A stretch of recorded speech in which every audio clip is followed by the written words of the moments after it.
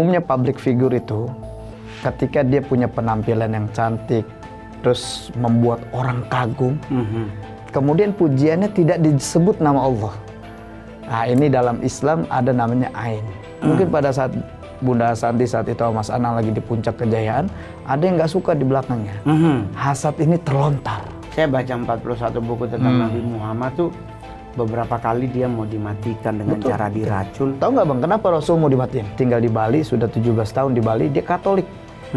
Subhanallah, anaknya kalau mabuk rese di Bali. Ngamuk-ngamuk, tiang listrik, mobil orang pecah. Akhirnya saya didatangkan.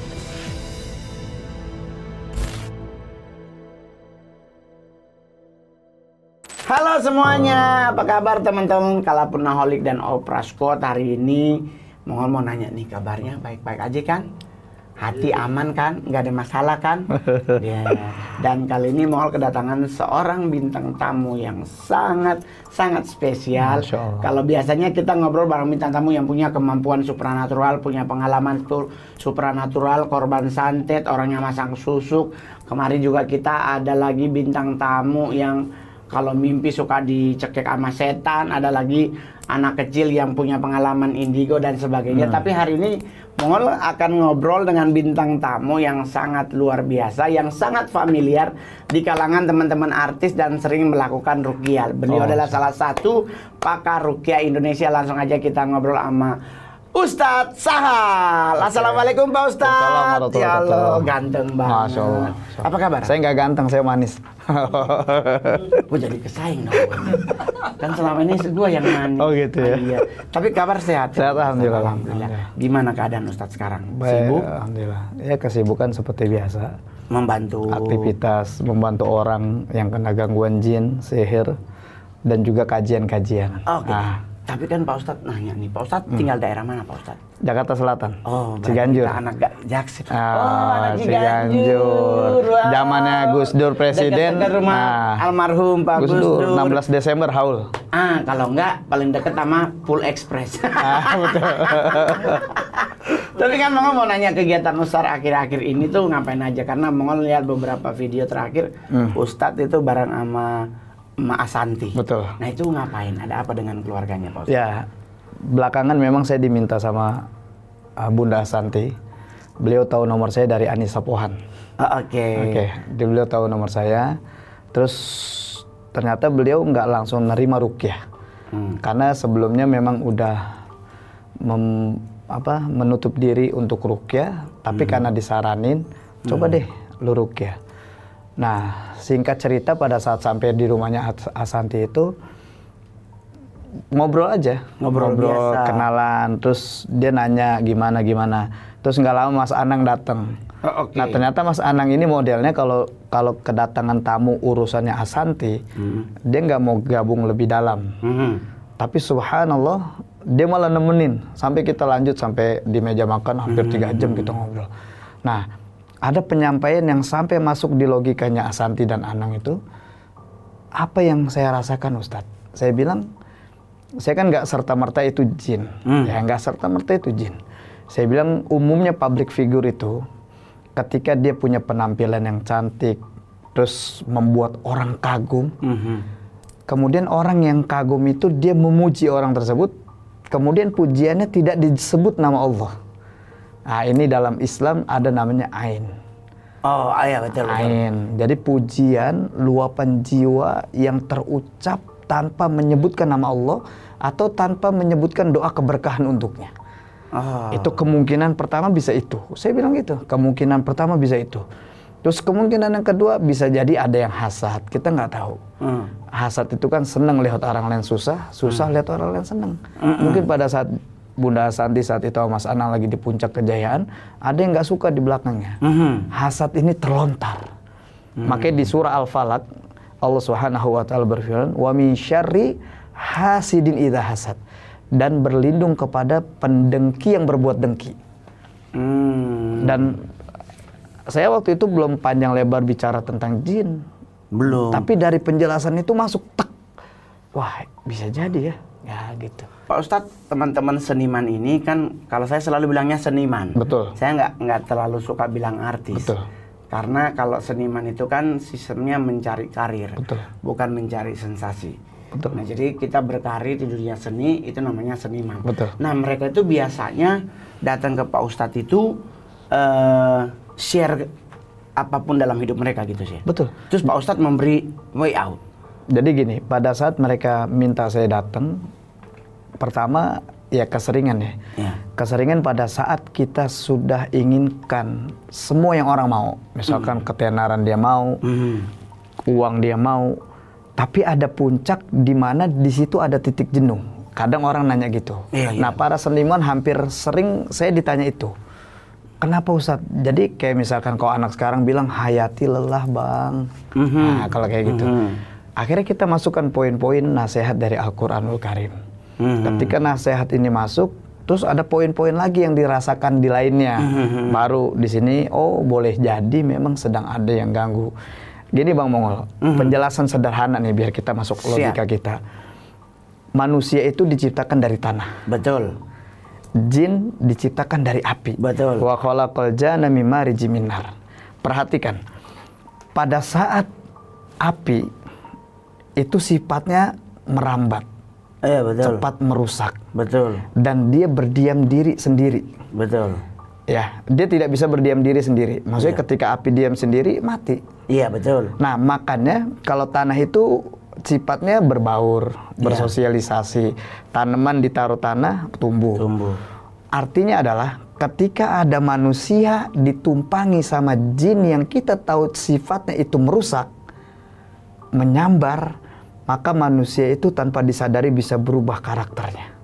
Iya, mengerti. Gitu. Jadi memang hampir banyak orang nggak sadar itu. Makanya kadang tiba-tiba, kok gue marah mulu ya? Marah kita tahu emosi bagaimana. Tidak terkendali. Emosi nggak terkendali. Sebelum dia nggak marah-marah. Oke. Yang tadinya ngomong pelan, bang, ini dong. Kok lu ngegas sih? Kok ngebentak sih? Nah, berarti ada sisi lain. Ada yang dia intervensi. Karena sifat jin itu sendiri begitu. Cepat merusak. Maka siapapun kita, manusia yang ketika ditumpangi sama mereka, karena dia sifatnya merusak, nggak ada satupun yang tadinya hubungan kita baik, tiba-tiba dia bisa nggak baik. Jadi Pak Ustadz, sistemnya kalau kita ditumpangi, berarti kondisi kita udah lemah tuh. Iya. Karena kan kalau orang beriman kan nggak mungkin ketumpang. Tapi kalau kita, nah inilah kadang. Ini menarik ini. Menarik. Kami di dunia entertain tuh kadang suka kelupaan. Suka. Nggak, kalau suka terusin. Biasa. Aneh nggak bisa ngelarang orang yang lagi suka soalnya. Biasanya yang rajin sholat 5 waktu, rajin ke gereja, rajin melakukan kegiatan-kegiatan agamaan. Tapi kalau ada faktor alasannya selalu udah nggak ke Uber, kadang capek, akhirnya lupa dengan agama. Nah itu bisa nggak ketumpangan orang-orang seperti itu? Menarik Bang Mongol gini, banyak orang yang anggapnya gini, ketika dia diganggu jin atau ketumpangan, itu hanya punya gambaran, ya tadi, bisa nggak? Sebenarnya sederhananya nih, jin itu bisa cinta sama kita. Jin bisa cinta sama Bang Mongol. Dari mana? Ketika kita membuka pakaian tanpa baca bismillah. Aurat kita dilihat, dia akan suka sama kita. Sederhana. Makanya kenapa mereka bisa mengganggu kita? Pada saat kita lalai ingat Allah. Bang Mongol lupa ingat Tuhan, dia ada yang main tuh. Oh, di sini loh.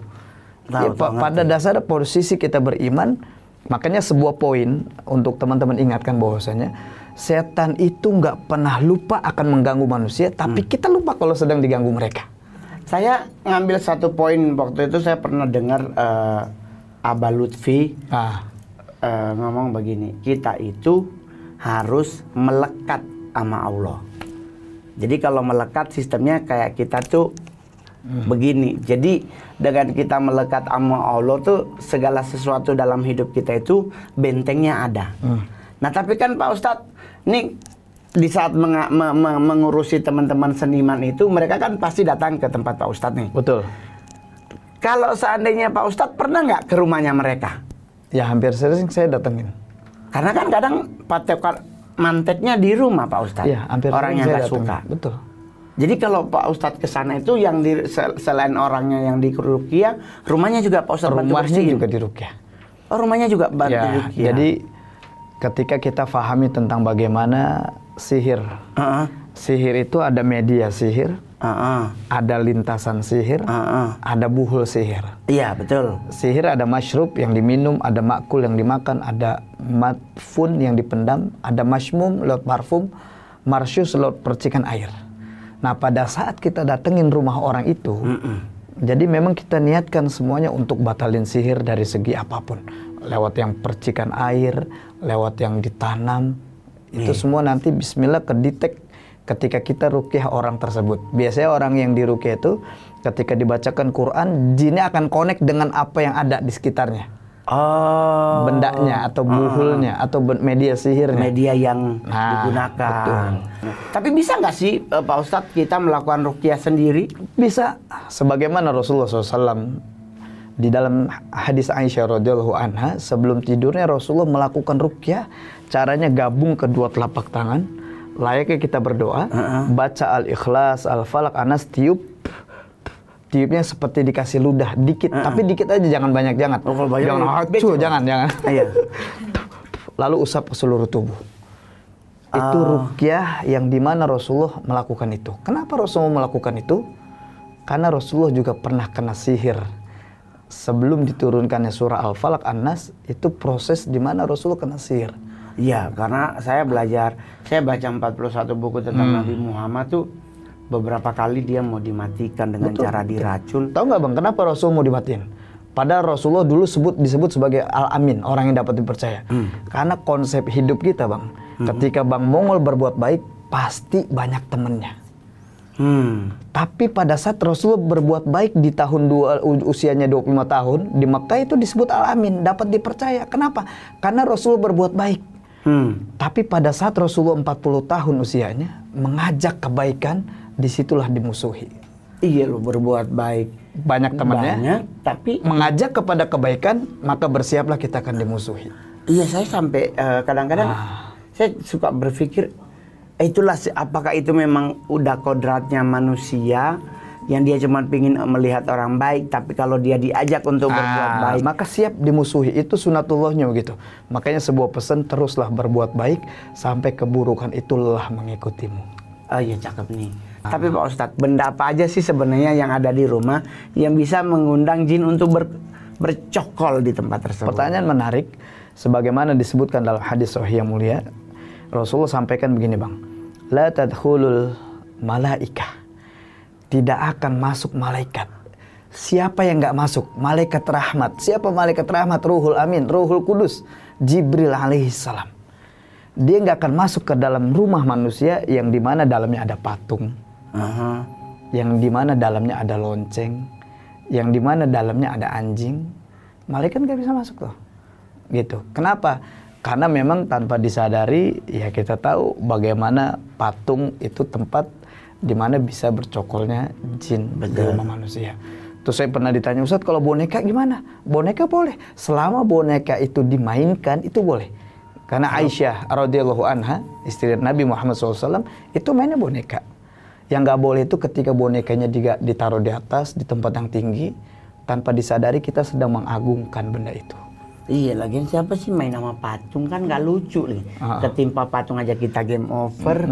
Mending boneka panda juga segede dia, kita yang meninggal.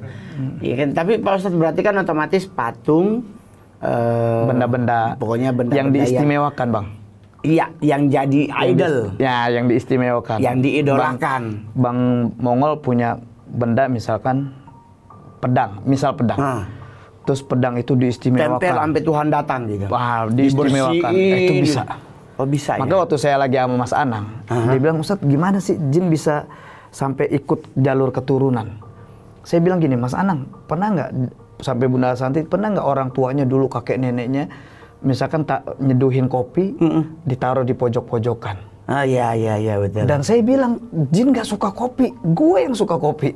Kenapa? Yang dia mau bukan kopinya, tapi pada saat kita bilang, iya gue siapin kopi, penghambaan kita yang dia mau.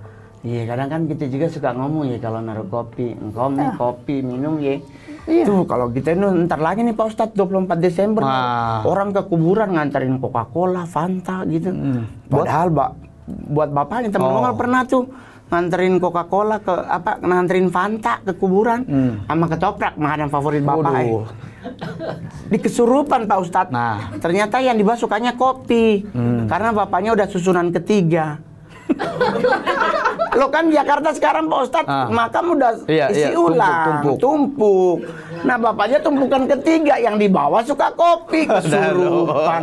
Aduh, lu salah bawa gitu kali ya. Iya, mending bawa air putih, mau netral. Tapi kan Pak Ustadz berarti kan punya pengalaman yang banyak dalam hal meruqyah pasien yang didatengin ke rumah. Nah ada nggak yang pas diruqyah pasien itu ternyata ada buhul di rumahnya? Banyak Bang. Nah itu solusinya gimana Pak Ustadz? Jadi kalau kita mau menemukan buhul, kita harus paham buhul itu ada dua. Buhul dakhili, yakni buhul yang di dalam tubuh. Ada buhul khariji, buhul yang di luar tubuh. Nah solusinya adalah biasanya kita ruqyah orang tersebut, kita bacakan ayat Quran sambil niat, ya Allah temukan buhul yang ada di sekitar. Nah biasanya orang itu kita ajak keliling rumah, nanti bagian yang berasa panas, nggak nyaman, di situ letak buhulnya. Biasanya kita getok-getok, nanti ada ketahuan. Saya pernah temukan ada tumpukan di situ, ada bentuknya kayak ada kain kafan di dalam. Terus pernah saya meruqyah seseorang, dia langsung kesurupan, nggak sadarkan diri, dia langsung lari ke pojok rumah. Ternyata pada saat itu digali ada kain kafan, di dalamnya ada tulang belulang burung. Pas kita telusuri, ini kayaknya burung gagak. Karena burung gagak kan niatnya untuk kehancuran, sihir tafrik kayak gitu. Kalau Mongol dulu bangun rumah, saya kontrol setiap hari. Karena biar bagaimanapun kadang juga kita nggak bisa percaya yang bangun. Betul. Ada aja yang nyemplung ya kan. Betul, jadi betul. saya mengingat itu, jadi saya setiap hari kontrol ya? Iya kontrol. Ada orang yang kita bayar jadi cepunya. Gitu. Jadi setiap pas mau diubinin, dia mantau. Suruh mantau. Karena saya tidak mau ada sesuatu yang ditaruh di rumah. Karena buat Mongol perlindungan paling sempurna tuh udah dari Allah. Wah, keren. Buat apa? Kalau kita orang baik, nggak mungkin kita nuai yang jahat. Betul. Ya kan? Itu prinsip nenek Mongol, bahwa kalau kita nanam rambutan, nggak mungkin buahnya apel. Betul. Jadi kita kontrol, karena kadang, tapi kan ada kasus di rumah Mongol, ada orang yang nanam ternyata, tapi di luar, di pagar. Bahkan saya selama setahun Pak Ustadz tuh di pagar Mongol tuh ada digantung ayam. Jadi dagingnya doang yang nggak ada. Tapi dari palanya, jantung, amplas, semuanya tuh lengkap, sampai ke kakinya tuh digantung di pagar. Subhanallah. Setiap hari selama setahun lebih. Ada lagi yang besi kuningan, ditaruhin bawang putih bakar, 5 siung, dilempar di depan jendela kamar. Nah itu kan berarti orang bilang itu ada berarti orang dia jahat. Cuman kan saya nih nama saya tuh kan Mongol stres. Kan percuma orang stres dia apa-apa kan.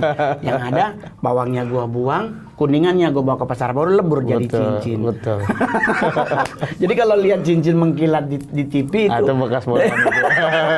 Nah itu kalau kayak begitu sebenarnya kan Pak Ustadz, orang berniat jahat kepada kita tuh pasti ada. Betul. Sekalipun kitanya berbuat baik selalu. Betul. Nah itu kan konon kabarnya juga Pak Ustadz juga pernah melakukan ruqyah untuk orang yang kena santet. Betul. Emang santet bisa diruqyah Pak? Maksudnya orang yang kepapar santet itu bisa diruqyah Pak Ustadz? Pertanyaan bagus. Kita harus paham bahwasanya santet ini kan bahasa kita. Bahasa Indonesia yang baik dan yang mending. Iya betul. Bahasa ini kan sihir. Bahasa Arabnya itu sihir. Iya betul. Orang bisa kena santet, bisa diruqyah, sangat bisa. Karena memang secara hukum syar'i, ini ketika Rasul kena sihir, pada saat Rasul kena sihir, itu sholatnya, ibadahnya, baca Qur'annya banyak. Artinya semua amalan ibadah dilakukan sama Rasul, tapi di saat itu nggak mengatasi sihir yang dialami Rasulullah. Di situ baru turun 2 malaikat meruqyah Rasulullah. Jadi ketika orang kena sihir, obatnya itu ruqyah. Oh iya. Setelah ruqyah baru dengan yang lain. Misalkan dia banyakin ibadah, dia sedekah, dia banyak doa perlindungan. Kalau saya sekarang lebih sering ngajakin teman-teman yang Muslim itu tadarusan Pak Ustadz. Saya tuh selalu di setiap kali ngonten dimanapun saya selalu ngajarin untuk saat ini yang perlu kita lakukan salah satunya pertebal iman. Nah pertebal iman salah satunya dengan baca Quran. Karena kalau baca Quran kita setidaknya akan terhindar sekalipun masih kepapar sedikit, Betul, tetapi betul. setidaknya mengamankan diri. Nah, sebagai manusia biasa Pak Ustadz, kita sadar nggak akan datangnya serangan santet ke dalam diri kita Pak Ustadz? Secara manusia sadar itu, umumnya manusia itu nggak sadar kalau dia kena santet. Jadi sihir itu ketika santet atau sihir itu ketika masuk ke dalam tubuh manusia, biasanya dia akan masuk ke fisik kita yang paling lemah. Oh. Kalau kita sering sakit kepala itu yang dirasa awalnya. Ya, jadi umumnya orang nggak tahu ketika dia itu kena santet. Tapi lambat laun dia akan tahu ketika kayaknya sakit gue bukan medis deh. Makanya ciri-ciri sakit medis nggak medis itu kalau sihir itu umumnya sakit yang dirasa itu setelah asar. Setelah asar. Masuknya waktu asar itu mulai dirasa tuh. Yang tadinya pagi siang dia sehat, tapi ketika asar datang dia mulai nggak nyaman. Terus ciri lain dia linglung. Berarti mama saya kena begituan berarti ya? Bisa jadi. Karena beliau itu dari jam 6 pagi sampai jam 6 sore ke pasar, masak. Tapi kalau udah jam 6 sore ke bawah, dia itu bisa jalan telanjang, nangis-nangis, akhirnya sama keluarganya dipasung. Ya Allah. Sampai mati. Nggak pernah dibuka. Nah, cuman kan keterbatasan, mohon maaf, di daerah Mongol itu di Sangir itu waktu itu Muslim masih kurang orang-orang. Sihir junun itu biasanya, sihir gila. Iya, jadi akhirnya mamaku tuh meninggalnya sampai dipasung dan tidak pernah dibuka setahu Mongol. Ya. Jadi sampai beliau wafat, dia kakinya dirantai itu karena jam 6 sore dia tuh pasti berubah. Iya. Tapi kan saya secara pribadi Pak Ustadz, sampai hari ini kita ketemu dan sampai kapanpun gua tidak akan pernah melakukan namanya dendam. Karena buat gua udah berdamai dengan apapun, gua nggak akan mau hati gua dirasuki oleh hal-hal yang tidak sesuai dengan kaidah. Keren, emang bagusnya gitu. Jadi kalau kita dilempar batu jangan balas dengan batu, tapi lempar dengan bunga beserta potnya. Kalau iya benar. Kasih bunga, tapi ada molotov ada dalam pot-potnya. Tapi kan gimana caranya Pak Ustadz untuk kita caranya mengantisipasi agar tidak terkena sihir? Jadi salah satu cara untuk mengantisipasi diri kita agar kita tidak kena sihir, pertama zikir. Oh, zikir ya. Zikir itu kan ingat. Betul. Karena sihir itu akan masuk dengan cara ketika kita lupa. Lupa apa? Lupa ingat Allah. Nah, makanya poinnya ingat dulu sama Allah. Banyak doa. Makanya di dalam Islam itu ada namanya zikir sobah, zikir di waktu pagi, dan zikir masa, zikir di waktu petang. Ketika kita baca zikir di waktu pagi, Allah jaga sampai dengan petang. Kita baca petang, dijaga sampai pagi. Oh, tapi kan Pak Ustadz, apa perbedaan ain dan hasad? Konon kabarnya rasa iri yang ada dalam diri kita juga karena sikap jin. Boleh dijelaskan nggak, Pak Ustadz? Apa bedanya ain dan hasad? Apa bedanya ain dan hasad? Tadi saya jelaskan di awal, ain itu adalah sebuah ucapan pujian yang terlontar ketika dia lihat satu keindahan, kekaguman. Ini cerita dari hadis sahih. Ada sahabat namanya sama, sahabat Nabi namanya Sahal bin Hunayf. Orangnya ganteng. Makasih. Okay. Terus keren, postur tubuhnya sempurna lah untuk saat. Dulu kan kamar mandi nggak kayak kita. Iya, betul. Terus lewatlah dia di hadapan Amir bin Rabi'ah. Amir bin Rabi'ah terlontar kalimat, gila, gue nggak pernah lihat tubuh yang sempurna ini. Langsung jatuh terpelanting, nggak sadarkan diri. Jadi ain itu adalah sebuah kagum ketika lihat satu yang dianggap cantik, ganteng, indah di hadapannya, tapi dia tidak menyebut nama Allah. Mestinya Allahumma barik, ya Allah berkahi, atau Masya Allah, Tabarakallah. Nah, kalau hasad itu karena yang di dalam hatinya ada penyakit. Dia tidak inginkan orang lain sukses. Yang diinginkan adalah kehancuran. Yang diinginkan adalah ya orang itu nggak bisa hidup enak. Oh, jadi itu hasad. Nah, bedanya lagi ain dengan hasad. Kalau ain, ketika Bang Mongol misalkan ketemu teman-teman, lu sekarang gantengan, dia belum tentu bisa kena ain. Karena ain itu nggak semuanya orang bisa kena. Tapi kalau hasad, awas loh. Itu otomatis dia bisa kena. Gitu. Berarti kan otomatis ini anak-anak zaman sekarang nih, zaman apa bahasa sekarang? Gen Z. Sangat mudah dong bisa terkena penyakit ini karena kadang-kadang kecenderungan kayak menghamba. Betul. Menghamba dunia. Betul. Oh, mau emaknya ya Allah kerja banting tulang, dia tetap bikin iPhone 15. Jadi kan akhirnya nafsunya terlalu berlebihan. Berarti itu udah nggak benar ya Pak Ustadz? Benar. Makanya kalau kita temu yang begini Bang, kenapa Bang Mongol ketemu anak-anak sekarang itu sering mereka bunuh diri? Iya, naik suntek. Kenapa mereka sering bilang, aduh gue capek banget hidup di dunia. Kenapa? Karena jawabannya adalah dia tidak sedang menjalankan konsep Quran. Kalau konsep Quran, kalau urusan akhirat kita diajak berlari. Urusan akhirat fastabiqul khairat, berlomba-lomba dalam kebaikan. Urusan akhirat fafirru ilallah, taatlah kepada Allah, fas'au ila dzikrillah wa zarul bai'. Kita diajak bersegera. Harusnya dengan urusan akhirat kita lari, dan urusan dunia famshu fi manakibiha, berjalanlah. Itu. Maksudnya nggak usah terlalu ngoyo buru-buru banget. Nah, orang jalanin sekarang hidup dunia dia ngejar, akhirat dia santai. Makanya saya sampai sekarang nih, Masya Allah, saya selalu berdoa, ya Allah berkahi dan berikan hidayah kepada Pak Mongol. Karena pada saat saya lihat podcast beliau ini, pada saat podcastnya beliau bilang, gue lagi jalan sama supir gue sholat Jumat. Lu nggak sholat Minggu besok gereja loh. Nah orangnya ada tuh makanya tanya tuh. Saya lihat, wah Bismillah, semoga Allah berikan. Karena buat Mongol begini Pak Ustadz, saya itu orang yang mau belajar. Bagus. Jadi ada seiman dengan Mongol.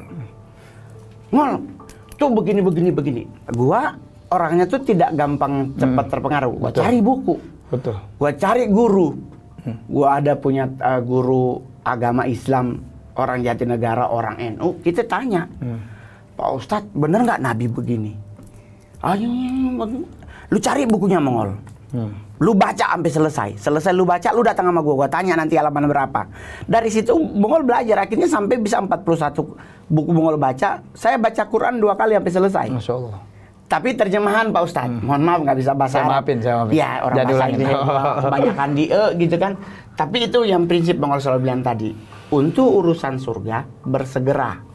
Tapi untuk urusan hidup, berjalan. Betul. Karena kita bukan seorang pelarian. Betul. Karena kalau kita dalam hidup lari, serangan jantung Pak Ustadz. Betul. Tapi kalau kita menikmati hidup dengan di saat kita lelah, ingat kebaikan Allah, kita berdiam dulu sejenak. Iya kan? Betul. Ucapin apa kek yang bismillah, apa yang membuat kita membangun kembali hidup, berjalan. Nah, sekarang anak muda sekarang kagak begitu Pak Ustadz. Kagak begitu. Yang disegerakan adalah gengsinya.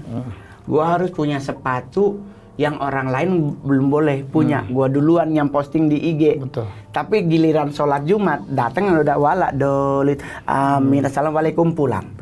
Ada banyak begitu. Betul. Itu termasuk orang rumah Mongol. Kalau lu datang sholat Jumat, nanti datangnya 12:30, nggak usah pulang. Jadi Bril di rumah itu sholat Jumat jam 11 dia udah mandi. Terus gue bilang, jangan pakai minyak wangi yang ini. Mongol ada minyak wangi dari seorang mentor Mongol, kolonel. Dia baru pulang dari dari naik haji, dia bawa minyak minyak wangi yang Arab punya tuh, yang non alkohol. Gua bilang lu pakai ini. Karena dikasih gua 2, jadi lu 1, gua 1. Jadi kadang orang, lu baru naik haji ya?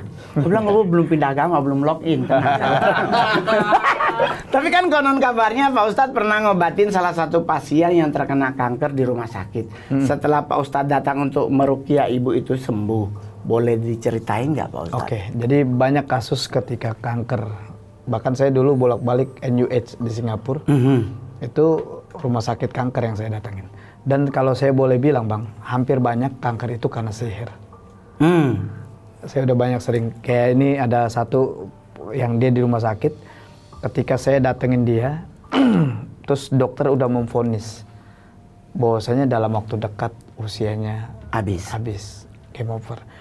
Saya bilang, saya yakinkan bahwasanya Allah yang tahu itu. Tidak akan mungkin ajal seseorang sebelum rezekinya tercukupi. Jadi Allah Allah yang tahu itu, jangan khawatir. Ketika dibantu di ruqyah beberapa kali, poinnya adalah ada jin yang memang bersemayam dalam tubuhnya.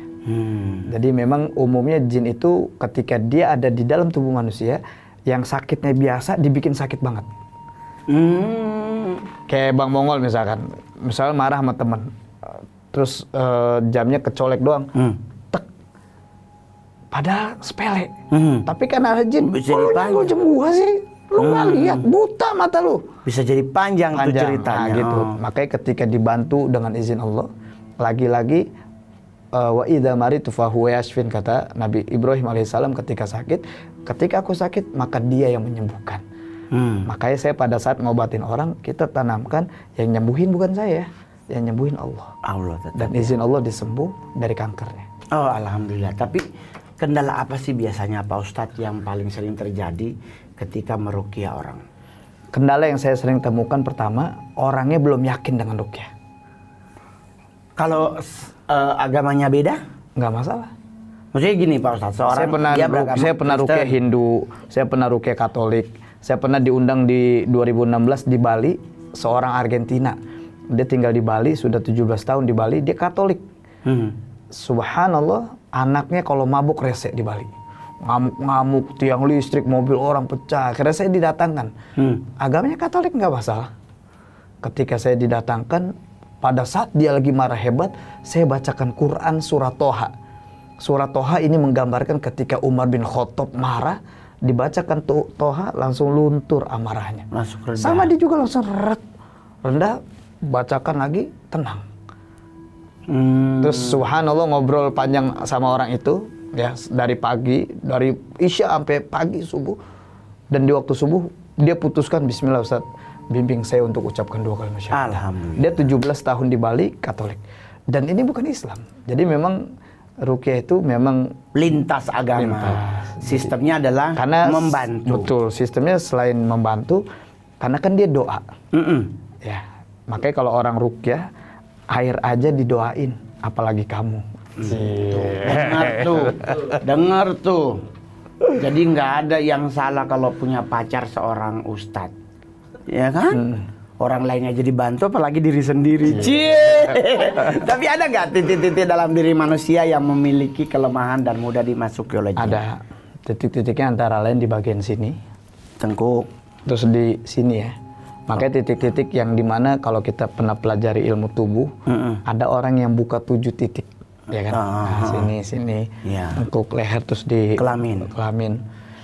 Itu titik-titik. Mohon maaf Bang Bongol, saya pegang. Kenapa orang megang di sini? Ini juga salah satu titiknya. Kenapa para orang-orang hipnotis menepuknya di sini? Dia selalu di situ. Karena ada titik di mana buat makanya nepok. Kemana lo? Nggak pernah kita lihat orang hipnotis nepok muka. Mau kemana lo? Wah, itu berantem tuh.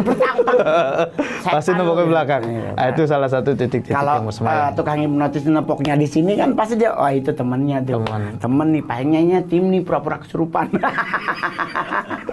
Nih Mongol, yang paling terakhir nih, salah satu yang mau ditanya adalah, mau nanya nih Pak Ustadz, agar hidup kita lebih tenang dan jauh dari keberadaan jin-jin jahat, apa saja yang perlu kita lakukan agar selamat dari sihir maupun gangguan jin? Oke, pertama, ikutin aturan main dalam kita beragama. Pertama, jangan lupakan bahwasanya Allah ini ada di sekitar kita. Jangan pernah lupakan kepada Allah, karena Allah ini yang menciptakan alam semesta ini. Betul. Makanya kalau kita pahami kalimat Bismillah, ini kunci pembuka untuk kita melakukan aktivitas apapun. Saat kita melangkah Bismillah, itu aja kita rutinkan. Allah jaga kita. Ya, makanya itu salah satu cara agar kita terhindar. Jangan pernah lupa kita zikir, ingat Allah pagi dan petang. Kemudian agar kita terhindar lain, biasakan kalau makan jangan tangan kiri. Jadi hindari perilaku syaitan. Makan jangan pakai tangan kiri, minum jangan pakai tangan kiri. Terus masuk kamar mandi baca Bismillah, kaki kiri, keluar kaki kanan. Tahu nggak Bang Mongol? Kenapa? Di dalam Islam pada saat kita keluar kamar mandi itu doanya Ghufronak, aku mohon ampunanmu ya Allah. Kenapa? Karena hanya di kamar mandi Rasulullah nggak bisa ingat Allah. Di tempat lain bisa. Makanya pada saat Rasulullah keluar, Rasulullah merasa berdosa. Gufronak. Ya, Ingat Pak. Jangan pernah lalai dalam kita berzikir pada Allah. Terus lakukan sebelum tidur, gabung kedua telapak tangan, baca Al-Ikhlas, Al-Falaq, Anas, tiup, usap semua tubuh kita. Nah, ini salah satu langkah-langkah agar kita Itu dijaga. adalah ruqyah pribadi. Terhindar dari sihir insya Allah. Amin. Tapi berarti Pak Ustadz dalam hal hidup kita tetap harus mengingat kembali kebaikan Allah, kebaikan Tuhan. Karena dengan hal itulah bisa menenangkan hidup kita. Betul ya Pak Ustadz ya? Itu namanya syukur kan? Iya, saya banyak belajar dari dari karakter seorang Nabi Muhammad. Jadi buat teman-teman juga yang nonton ini ingat, dengan kita mengingat kebaikan Allah itu berarti kita mengingat akan Allah. So lakukan itu setiap hari. Ada yang kurang dipahami atau ada yang mungkin pingin itu langsung bisa datengin Pak Ustadz Sahal, ada di Ciganjur, Jakarta Selatan. Jadi dari alur, kalau kita jalannya dari Fatmawati, kalau Ciganjur lewat mana lebih? Kalau dari sini lurus, KKO ya? Cilandak, Ragunan. Iya, KKO, iya betul KKO dari. Kalau Cilandak itu salah satu daerah yang saya sering saranin ke anak-anak milenial, itu jangan dilewatin. Kenapa? Karena Cilandak cinta lama datang mendadak. Oh, CLBK. Dan jangan ke daerah Jogja juga. Kenapa? Hindarin, karena Jogja itu jodoh orang gue yang jaga. Iya, cakep banget Pak Ustadz. Enggak, ini gaya-gaya aneh kalau Tapi kan ini bicara anak milenial. Iya, Sering pakai bahasa gitu. Ustadz jauh. Jadi terima kasih Pak Ustadz Sahal yang udah dateng. Salam buat keluarga, buat tim semuanya, dan buat teman-teman juga yang nonton. Jangan lupa kalau punya pengalaman pribadi yang Anda alami sendiri, hubungi kita di bawah, dikomenin atau di DM di IG kita. Jangan lupa ya, dan jangan lupa di subscribe, like, share, komen, dan lonceng. Saya Mongol, bye-bye. Terima kasih Pak Ustadz. Sukses selalu.